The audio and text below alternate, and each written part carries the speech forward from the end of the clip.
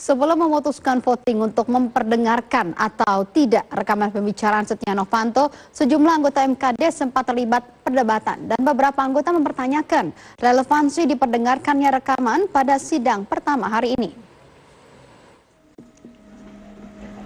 Saudara pernah berbicara di berbagai media bahwa status saudara sebagai menteri ingin membersihkan bahkan menghilangkan upaya-upaya korupsi di Indonesia, termasuk pemburu rente.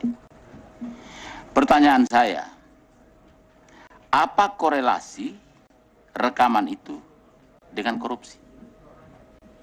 Tolong jelaskan sedikit, jangan panjang. Definisi paling dasar dari korupsi adalah menggunakan kewenangan publik. Maaf, maksudnya korelasi kaset itu dengan korupsi. Definisi korupsi yang paling asasi adalah menggunakan kewenangan publik untuk memperoleh manfaat pribadi. Itu pengertian saya. Dan rekaman ini menunjukkan bahwa saudara SN sedang menggunakan kewenangan publiknya untuk memperoleh keuntungan pribadi.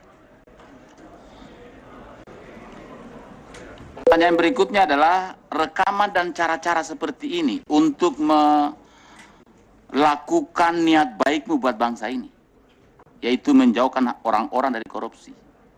Perlakuan ini apa saudara berlakukan bagi semua orang, khususnya dalam bidang kementerian yang saudara bidangi? Tidak, Yang Mulia, karena tugas saya yang utama bukan merekam. Tugas saya yang utama adalah mengelola sektor energi dan sumber daya mineral. Jadi berarti hanya Freeport dan Novanto yang direkam? Saya tidak merekam dan saya hanya menerima informasi. Yang merekam bukan saya. Pertanyaan saya, saudara dalam penjelasan, setiap penjelasan bahwa yang merekam saudara Ma'ruf. Kenapa saudara mau jadi anak buahnya Ma'ruf untuk menjadi pelapor di MKD ini? Saya kira salah kalau dikatakan saya anak buahnya Pak Ma'ruf. Saya penanggung jawab sektor yang sedang menata sektor. Kenapa ketika saya menerima laporan dari stakeholders, maka saya akan gunakan sebagai informasi untuk saya mengambil tindakan. Kenapa saudara Jadi saya keberatan Yang Mulia kalau saya disebut anak buahnya Pak Ma'ruf. Saya akan bertanya. Saudara tidak boleh keberatan kalau saya bertanya.